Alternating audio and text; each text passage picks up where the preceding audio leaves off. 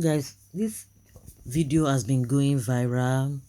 People are sharing and sharing and all of that. One thing I've always said, Tinubu's business, APC business, in as much Tinubu has come out to say he wants to vie for the #1 seat in this country.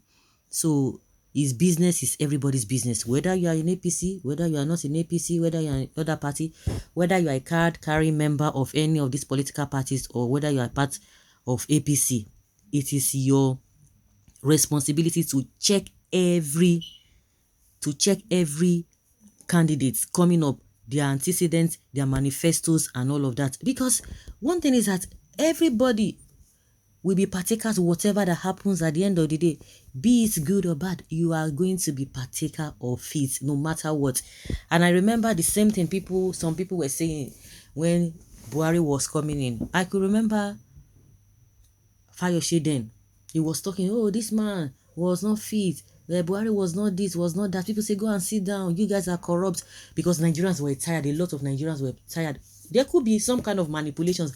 But when you have tried something for 16 years and no progress, no improvement, you just have to change. Let there be a change. Let us see what is happening.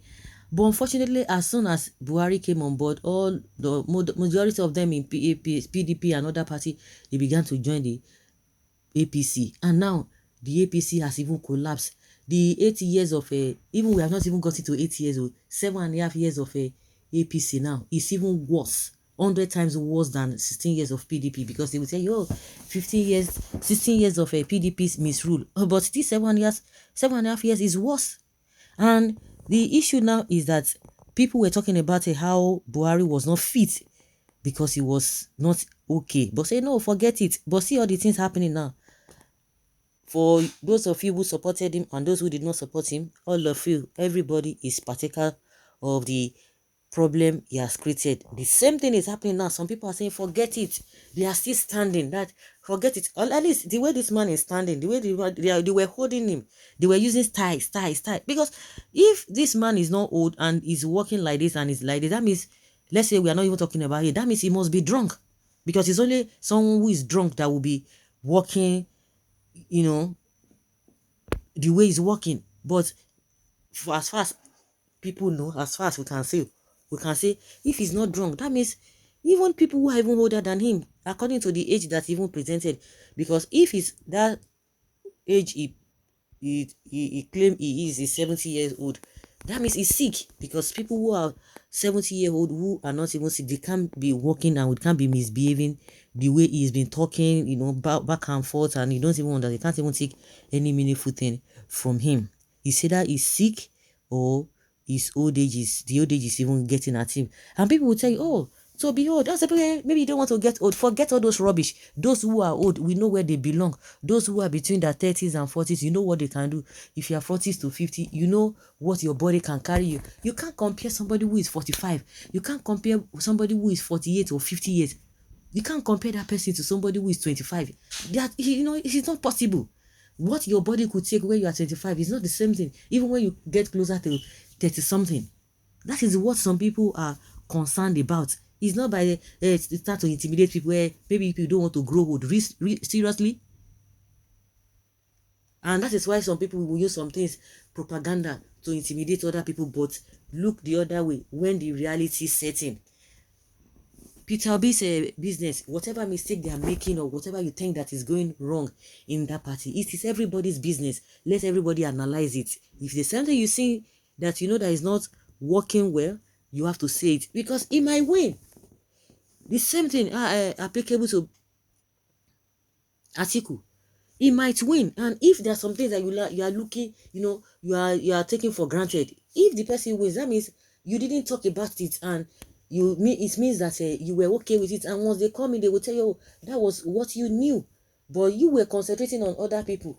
Oh yes, I'm obedient. Oh yes, you are batified or whatever you articulated.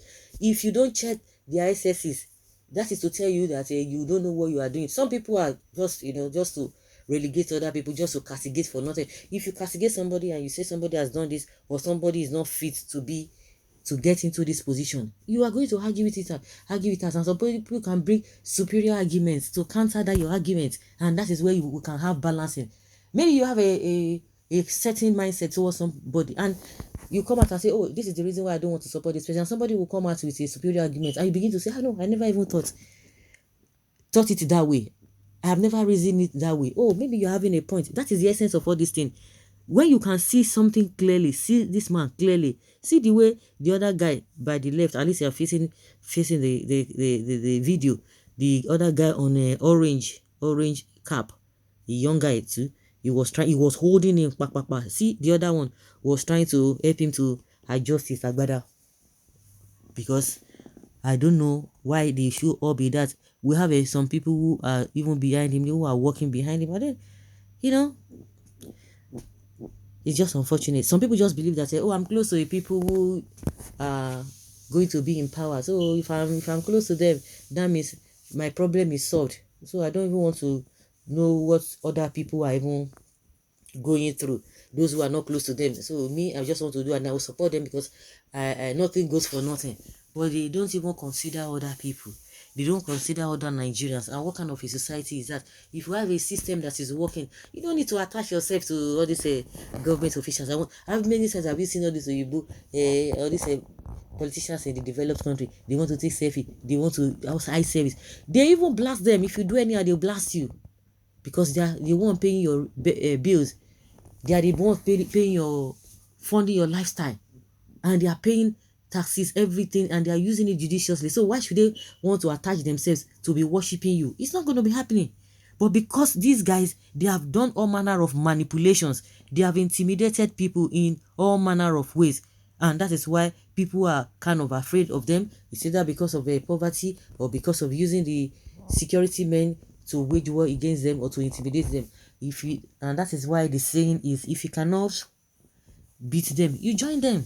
And that is what a lot of people are saying. And unfortunately, behind all this Tinubu article and all of that, the people that are supporting them and saying, oh, hey, you are the best, and that, what they're going to be saying there behind them is going to be different from what they're going to be saying in their presence. But the ones that are bold to say, oh no, this is not it, they term you as being disrespectful, enemy of progress, and all of that. At the end of the day, whatever that comes out, everybody will be partakers of it. Do you know how many people who supported this government have lost their lives?